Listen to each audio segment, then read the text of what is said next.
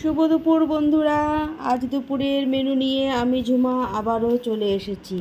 তো আজকের থালাটা আমি আবার আমার নিজের জন্যই রেডি করেছি, কারণ আজকে সোমবার, সবাই ব্যস্ত। মেয়েও বাড়িতে নেই, বড় বাড়িতে নেই, কেউ স্কুলে কেউ অফিসে। তো আজকের থালাটাও আমি আমার নিজের জন্যই রেডি করেছি। প্রতিদিনের মেনু শেয়ার করতে করতে এমন একটা হয়েছে, এখন শেয়ার না করলে একেবারেই ভালো লাগে না। তবে আমি যা খাই সেটাই শেয়ার করি, স্পেশাল কিছু তার জন্য আমি রেডি করি না। তো আজকের মেনুতে কী কী আছে তোমাদেরকে বলে দিই। রয়েছে শশা, তার উপর দিয়ে আমি একটু বিট লবণ ছিটিয়ে নিয়েছি, কারণ বিট লবণ দিয়ে শশা খেতে আমার ভীষণ ভালো লাগে।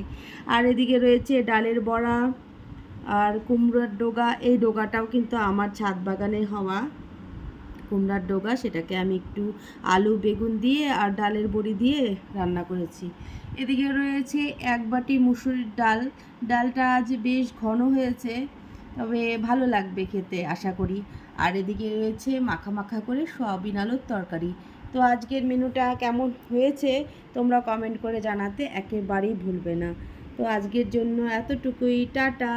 আবার আগামীকাল আসবো।